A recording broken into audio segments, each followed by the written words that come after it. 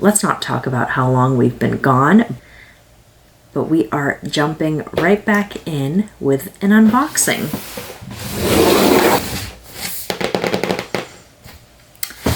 We were able to snag this fancy Isocribs, and today we are putting a very special pod into it. Let's check out what all is inside this box. Packaging is 10 out of 10 with this thing. The box is super nice.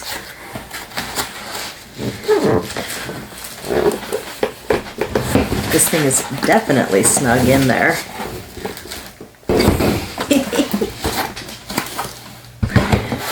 We're gonna have to do one of these.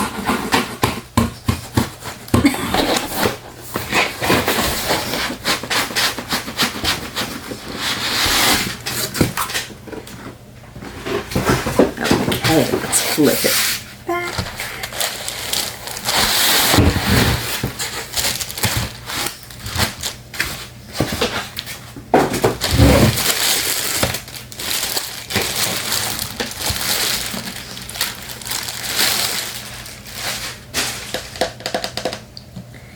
And this is her, the Isocribs Isopod enclosure.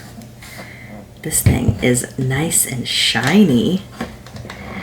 And let's check out all that it does.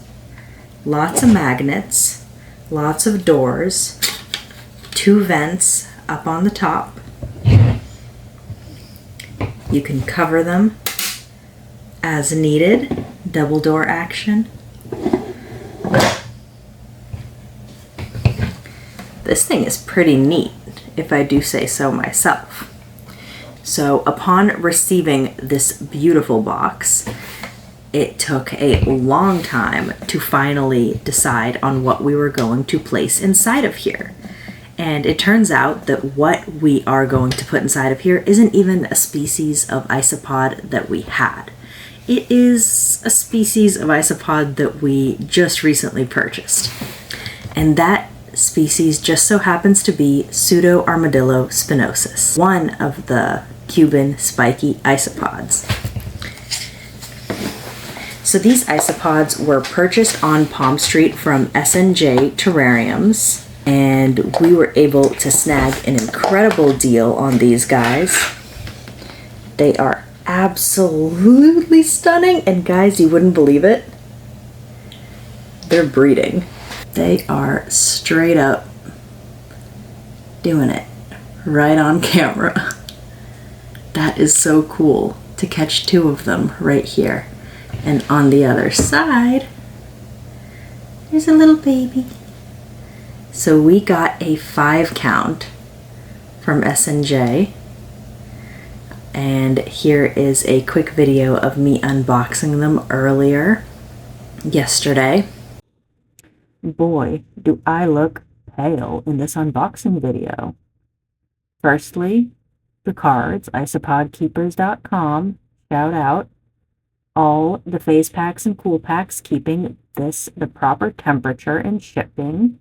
A little feeding dish, a couple interesting little pot stakes, or I'm not sure what they're called. I'm sure we can stick them and incorporate them into some deeper substrate in isopod bins. Then we have some spooky themed feeding dishes, which are quite large. Love feeding dishes. And finally, the isopods. Species to put in here, as they are fairly terrestrial, and this is beyond enough space for 5 individuals. So let's get this thing set up. Okay, so firstly, we are getting some substrate in there. This time around, we made our own substrate. We used some Reptisoil as a base, a little bit of organic topsoil, maple leaf litter, all crushed up throughout there, some chunks of wood rot that we crushed up by hand. We use a little bit of horticultural charcoal, tiny bit of sphagnum moss, and pulverized limestone. Give it a little mist.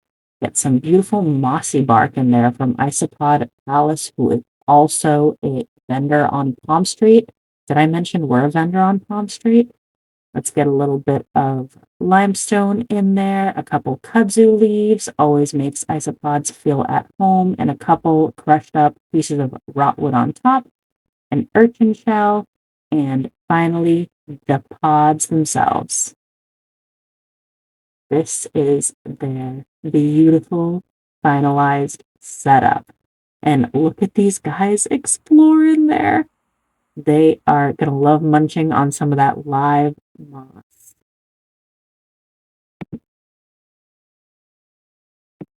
Thank you guys so much for watching. Hopefully, we stick around longer on YouTube than we did the first time. Any recommendations for videos or questions that you'd like to ask us, leave those down in the comments. And definitely head on over to Palm Street if you haven't already to check us out on there, as well as the amazing vendors we mentioned throughout the video. Thank you.